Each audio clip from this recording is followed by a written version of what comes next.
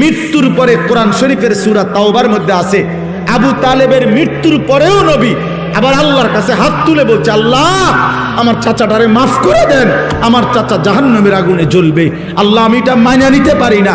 আসমানওয়ালা আল্লাহ কোরআনের আয়াত নাজিল করছে, বন্ধু হাত নামান, আমি মাফ করব না। নামান, হাত নামান। খোদার কসম এটা কোরআন শরীফের আয়াত। হাত নামান, আমি মাফ করব না রে বন্ধু। কার হাত নামাইছে? কার হাত বুঝছেন? কার হাত? আপনি বুঝছেন উনি কেডা? আপনি বুঝেন উনি কে? আল্লাহর কি হয় জানেন? কলজাটা, কলজা, ওই মালিকের কলজার টুকরা এটা। তিনি মাহবুব, তিনি হাবিব, এই কায়নাতে এর চাইতে প্রিয় ওনার কে? তো তার হাত নামাই দিছে বেটা,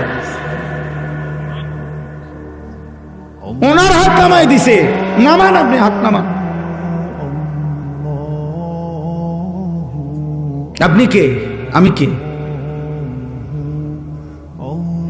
বেশি খামখেয়ালি মনে করেন আপনার। ইব্রাহিম আলাইহিস সালাম কোরআন শরীফে আছে, ইব্রাহিম আলাইহিস সালাম ওনার আব্বা আজরকে জাহান্নাম থেকে বাঁচাবার জন্য কত লক্ষবার যে কাকুতি মিনতি করছে কোরআনের মধ্যে আছে।